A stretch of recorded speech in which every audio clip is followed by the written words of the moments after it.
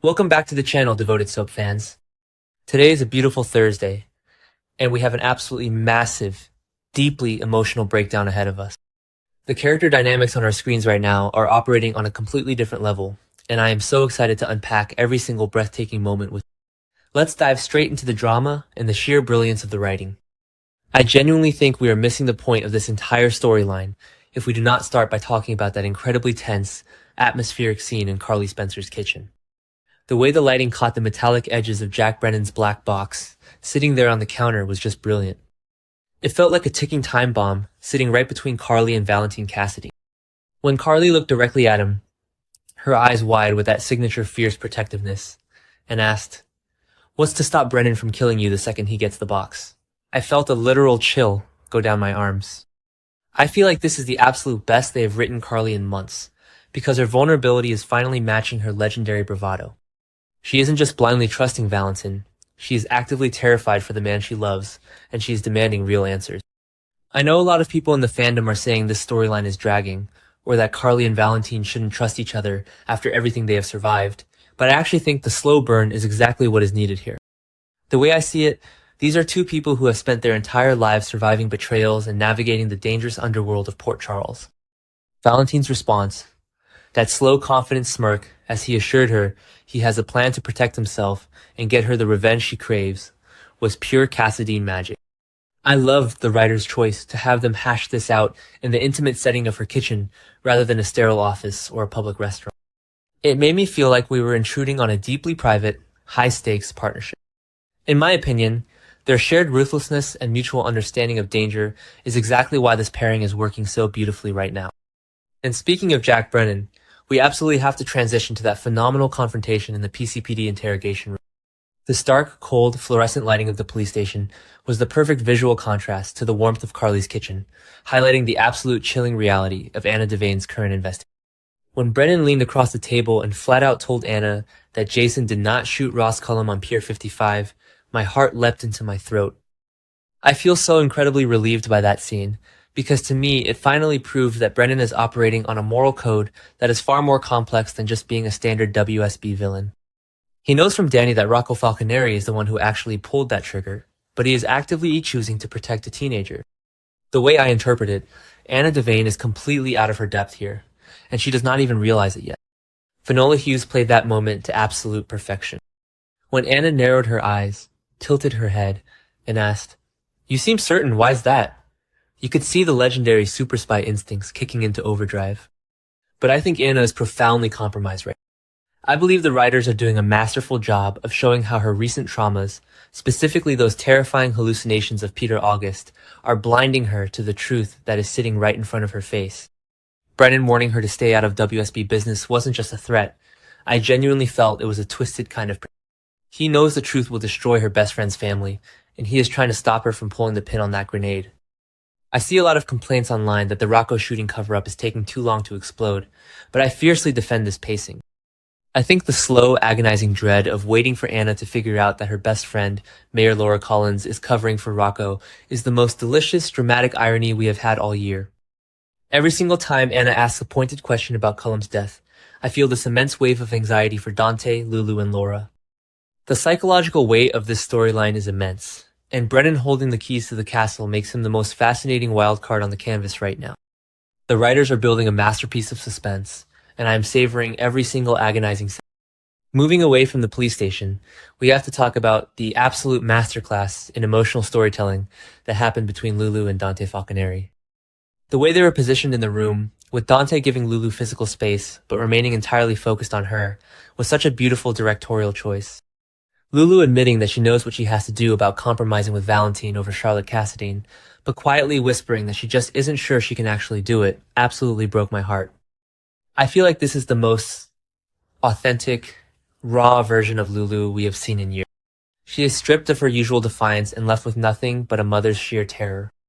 I know some viewers are frustrated with Lulu's overprotectiveness lately, especially with how much she and Rocco have been clashing, but I actually think her behavior makes perfect, tragic sense. The way I see it, Lulu is a mother who has lived through so much trauma, so many kidnappings, and so much instability, that her instinct to grip her children tightly is her only available coping mechanism. But the tragic flaw in her parenting, which the writers are highlighting so brilliantly right now, is that her tight grip is exactly what is driving Rocco and Charlotte away. When she confessed her fears to Dante, I felt a profound sense of empathy for her. She is drowning in her own protective instincts. And she knows it. I think Dante is absolutely shining as the grounded anchor in this dynamic. He isn't judging Lulu, he is just holding space for her terror. The history between these two characters is so incredibly rich, and I believe the show is honoring their past by allowing them to navigate this co-parenting nightmare with such maturity. When Dante looks at her, you can still see the echoes of their past love, transformed into a deep, abiding respect. It makes me feel so invested in how they are going to handle the impending explosion when the truth about Rocco shooting Cullum finally comes to light. Dante is going to need every ounce of that quiet strength when his son's freedom is officially on the line. Now, let's pivot to an encounter I didn't know I needed, but absolutely loved. Michael Corinthos and Jordan Ashford. I think the writer's choice to have them cross paths unexpectedly was brilliant because it allowed for a surprisingly intimate conversation between two people who usually only interact about mob business or police matters. The dialogue was so carefully layered and rich with. When Michael gently brought up the Route 91 wreck that Jordan and Curtis were involved in, the shift in Jordan's posture was immediate. You could see the physical toll of her scars manifesting in the way she held herself. When Michael gently asked if she was having any regrets, and the camera pushed in closely on Jordan's face, my jaw dropped. Her expression implied a massive, heavy, unspoken yes. I interpret this as her deep, agonizing regret over turning down Jen Sidwell's offer to go to the exclusive German clinic to heal her crash scar. I feel like Jordan has been trying so incredibly hard to be strong and stoic through this entire ordeal, but this quiet moment of vulnerability was breathtaking. I absolutely love that Michael, who is divorced from Willow and completely separate from her current toxic drama, is the one to check in on Jordan. It felt so organic and earned. In my opinion, this scene shows immense growth for Michael.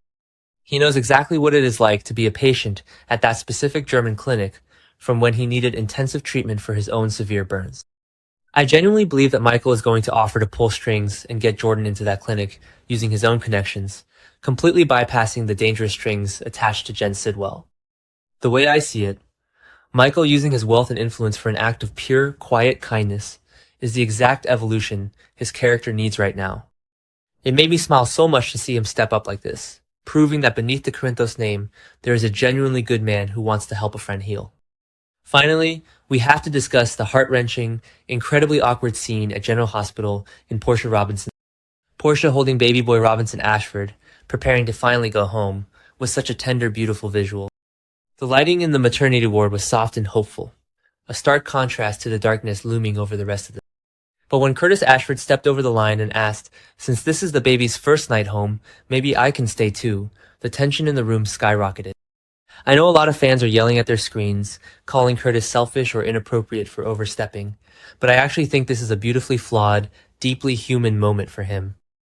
I feel so much compassion for Curtis in this. We have to remember his history to understand his current psychology. He was robbed of the chance to raise Trina because of Portia's decades of lies. He missed her entire childhood, every first step, every milestone. The way I interpret his desperate request to stay the night is that he is absolutely terrified of missing a single second with. He is overcompensating because of his past trauma and his current legal peril. With Isaiah Gannon's civil suit and the threat of prison hanging over his head, Curtis feels a ticking clock on his fatherhood.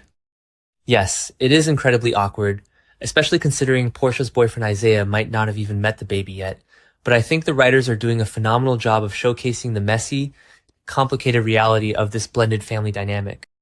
The way Portia looked at him, a complex mix of exhaustion, fierce protectiveness, and genuine surprise left me completely on the edge of my seat. I believe Portia is going to surprise Curtis with her answer, and whatever she says is going to fundamentally shift the dynamics of their co-parenting relationship moving forward. She knows the pain he carries, but she also has to protect her own peace and her relationship with Isaiah. It is a brilliant, impossible conflict. Every single scene in this episode felt purposeful, character-driven, and emotionally resonant. From Carly and Valentin's dangerous, kitchen counter scheming, to Brennan's protective warnings in the interrogation room, to Lulu's heartbreaking confessions about motherhood, and Curtis's desperate plea for family time, this is soap opera storytelling at its absolute finest. I feel so incredibly lucky to be a fan right now, and I cannot wait to see how all of these beautifully woven threads finally unravel. The emotional payoff is going to be spectacular, and I am here for every single second of it.